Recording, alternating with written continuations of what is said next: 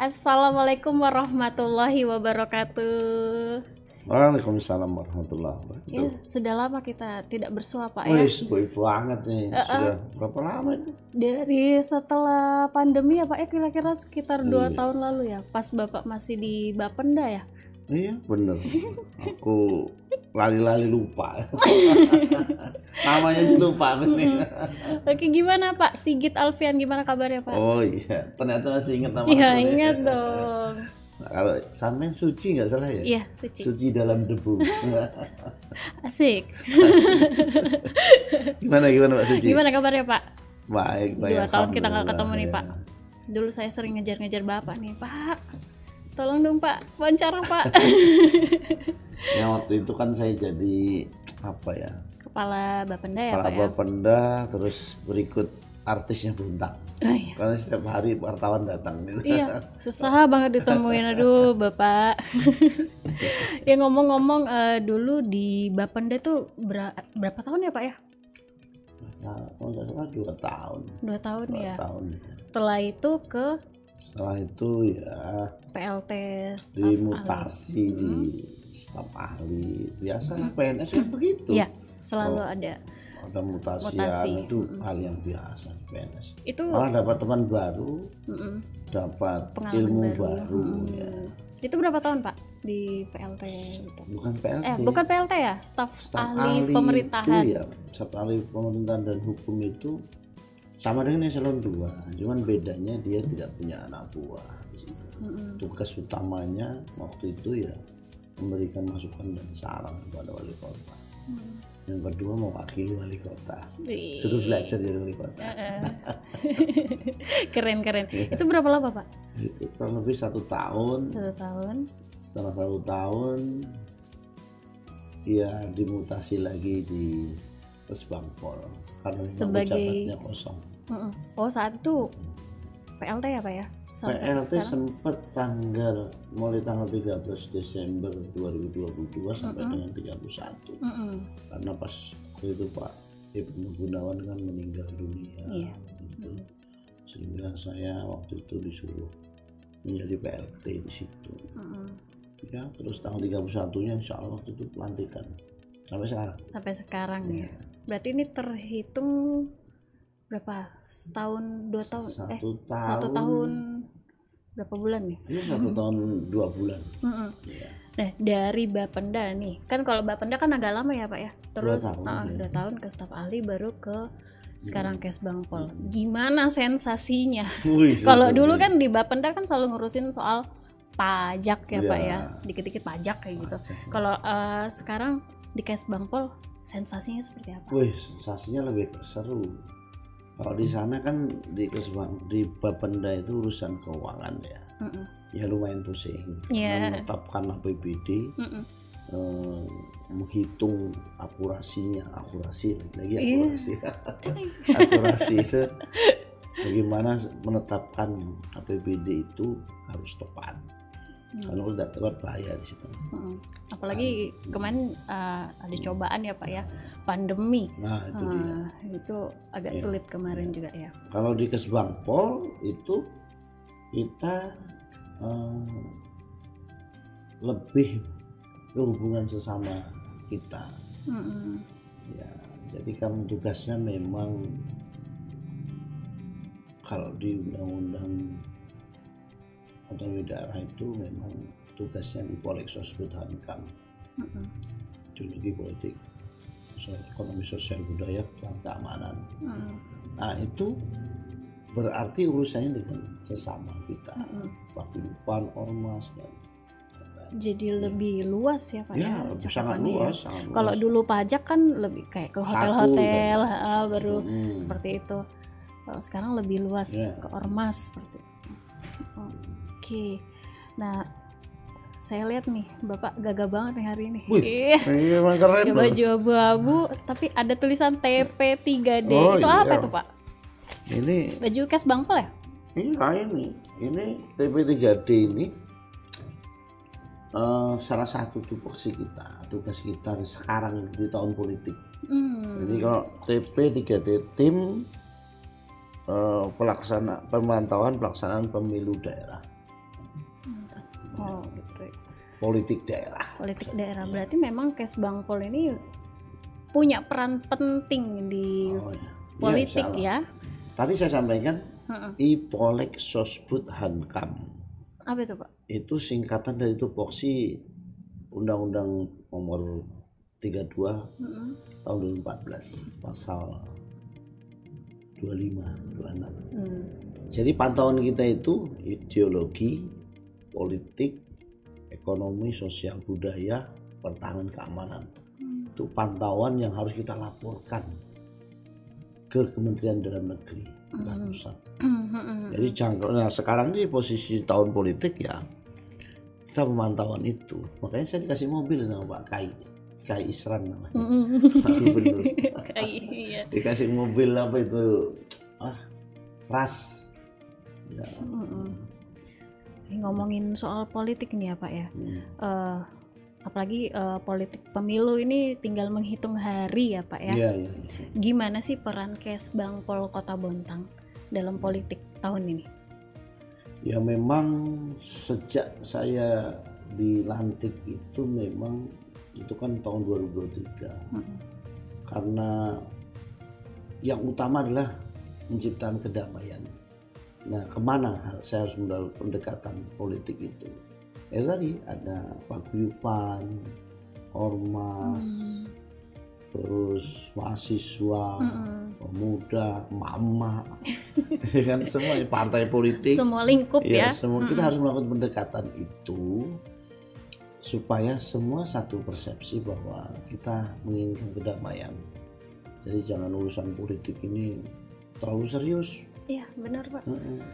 Jangan terlalu serius dan yang penting itu dipahami maksud dan tujuan politik itu apa, terus visi misi dari masing-masing partai politik seperti apa, bahkan calegnya seperti apa, seperti itu yang paling penting.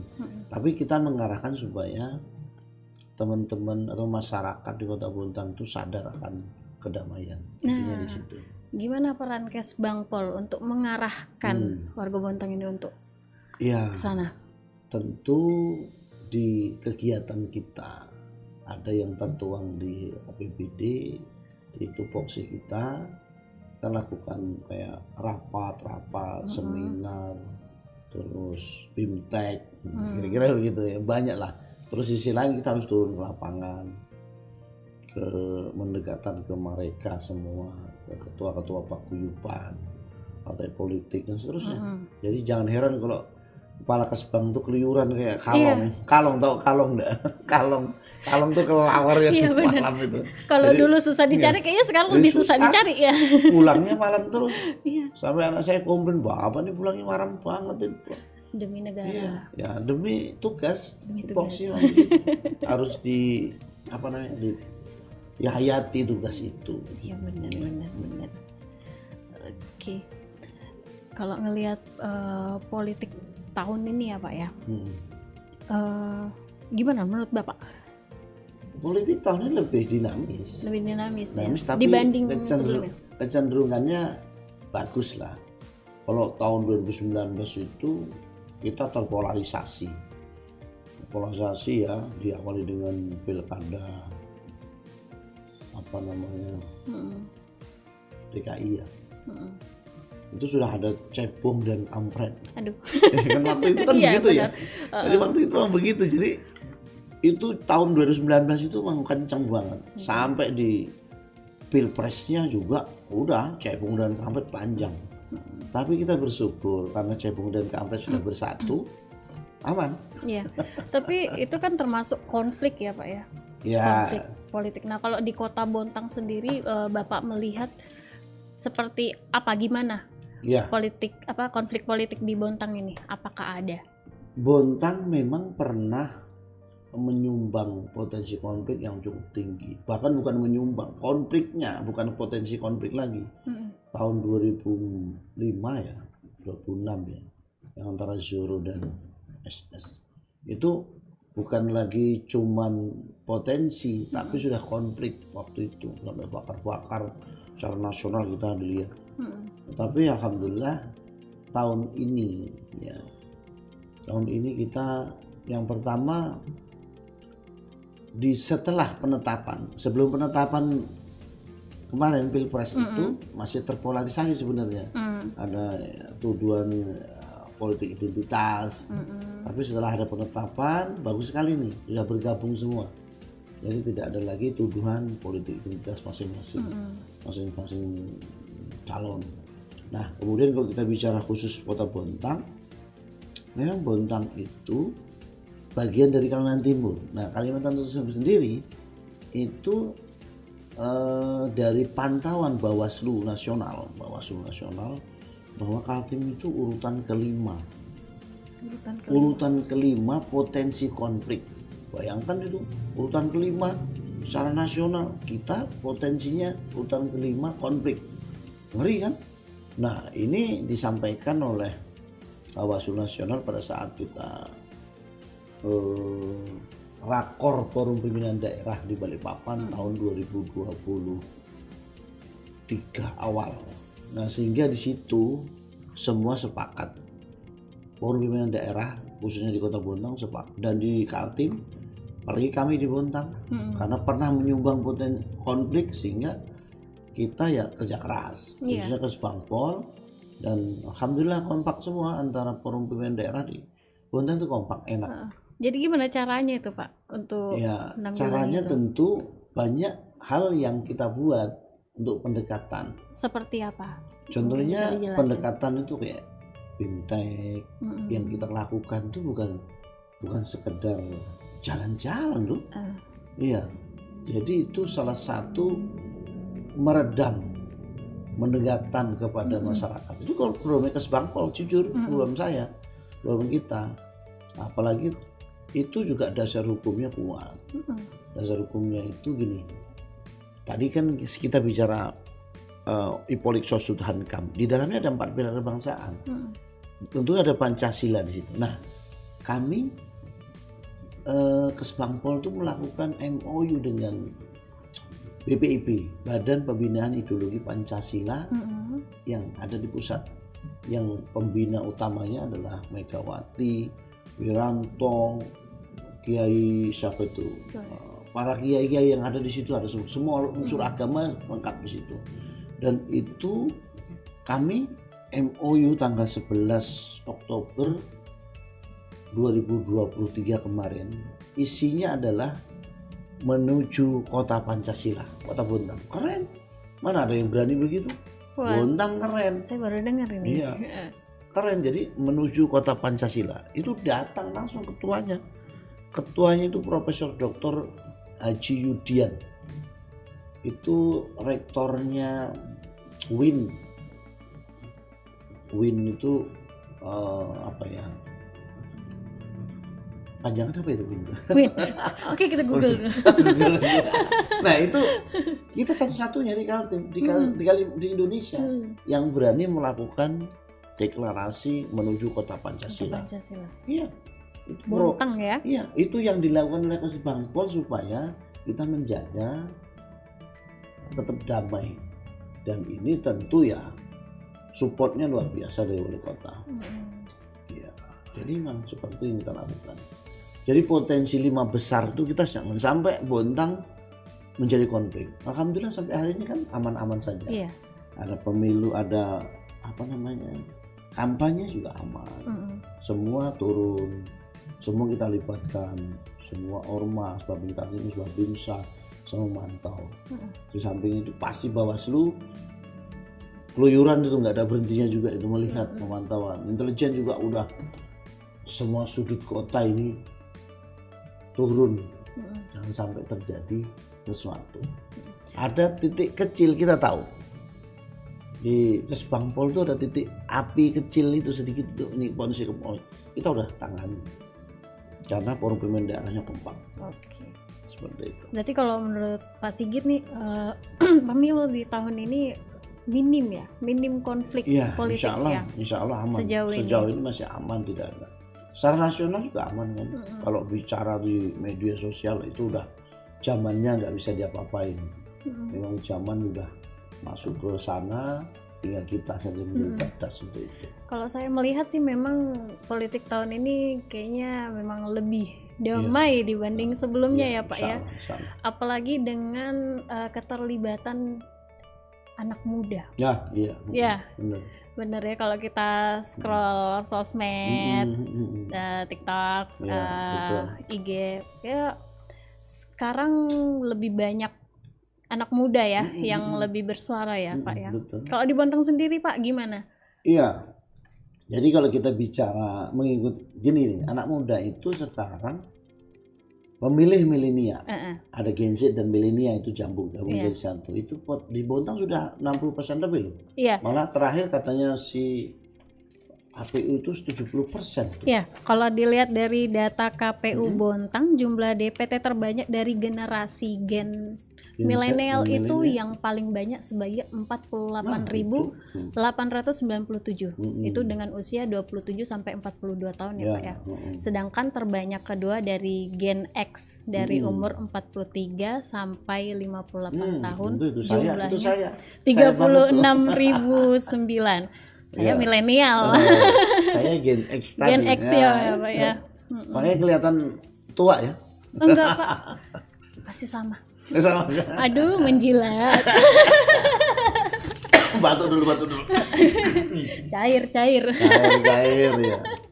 Nah, terus kalau melihat pemilih muda di Bontang nih, gimana perannya Kesbangpol untuk mengajak supaya mereka itu tidak golput? Apalagi melihat data, saya ada baca sebelumnya di pemilu sebelumnya itu paling banyak golput itu dari milenial. Ya. Jadi Pak Wali Kota Pak Bas ini menurut penilaian beberapa orang dan forum pimpinan daerah, saya sangat tepat menaruh sikit di Kesbang itu. Oh gitu? Iya. Apa alasannya? Yang pertama ya, saya itu di Kapit Pemuda itu hampir 6 tahun loh. Oh. Hampir 6 tahun. Saya udah ngurusi Paskibraka itu hampir 6 tahun di Dispora waktu itu. Tahun berapa itu Pak? Saya mulai tahun terakhir 2016 tuh saya pindah ke BKD. Jadi punya bekal untuk ngurusi anak muda. Nah, kaitan dengan yang tadi, memang